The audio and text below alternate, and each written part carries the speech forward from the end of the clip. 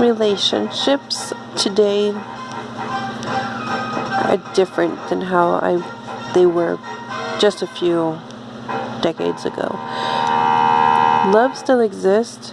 It's just how we find that love that has changed.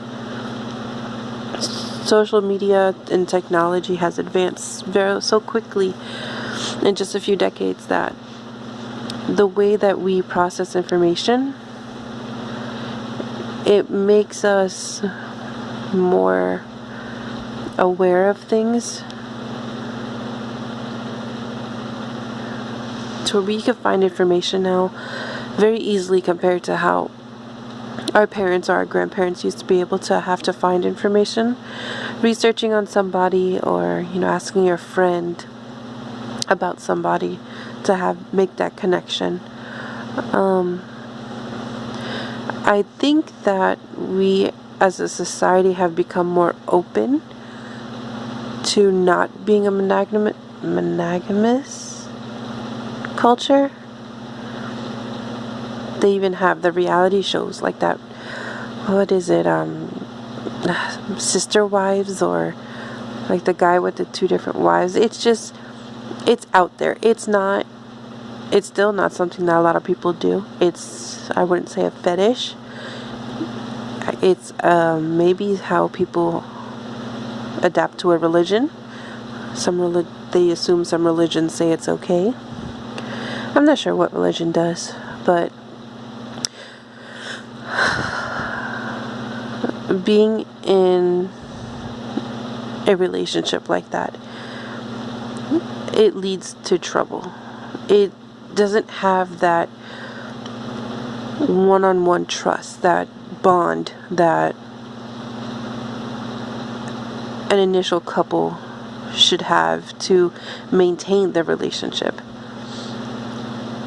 It doesn't have to be strictly male, female, lesbian, gay. It doesn't matter, as long as it's 2 people that trust each other and can overcome struggles and the hustle and can fight together and still maintain that sense of I want to be with this person.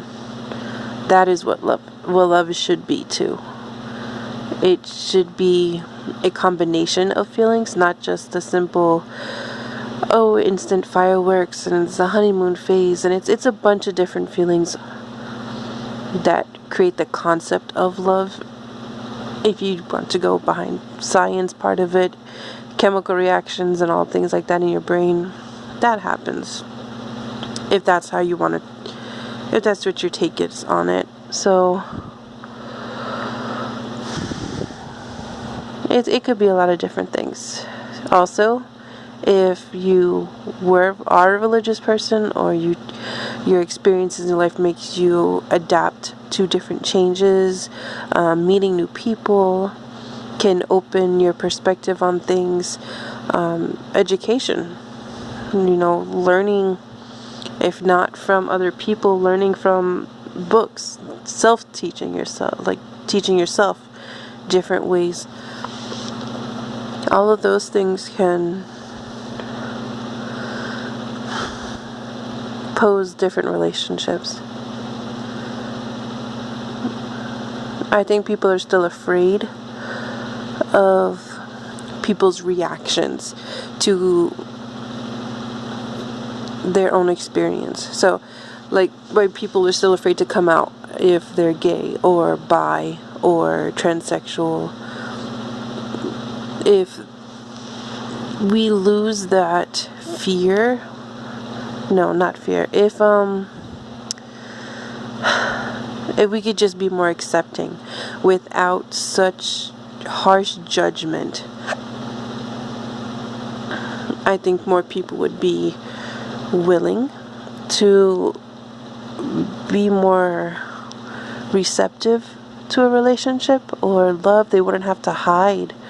They would know what they were looking for. They wouldn't have to struggle so much to figure out what would be okay and what's not okay, or what they believe would make them happy compared to what is accepted by society or by their friends and family.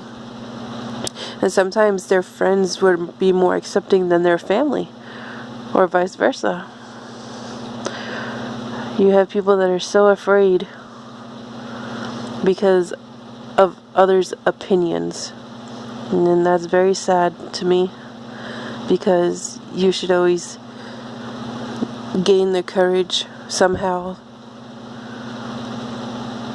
through any means that you can to be true to yourself. And once you can be true to yourself, in that way you have to be able to accept yourself and love yourself before you could be in a relationship.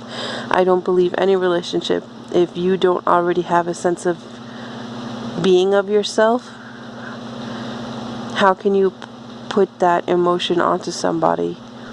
It's like asking somebody to love you for all your flaws, but you want to change who you are. You shouldn't have to change to be in a relationship.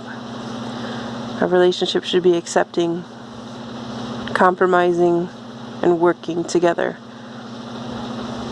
Not, I'm not going to change, or I am how I am and you have to accept it. Relationships like that don't last. I have not seen that or experienced a relationship that lasts like that. I have seen compromises and struggles and acceptance.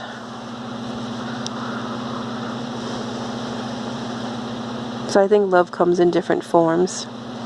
It is very much how people perceive it, I believe. And it depends on the relationship. There's love to your parents, there's love to your friends, love to your significant others, and then love to yourself. And each one is its own journey and its own struggle. But they need to be done unless you want to be a hermit that lives by yourself with no social connection. There probably are still people like that. They're terrified of interaction, terrified of getting hurt, and they choose that life. But we are a social species. We need that sense of belonging, that sense of being connected to a greater purpose. So it's something I think we all strive for in the end, even if we're aware of it or not.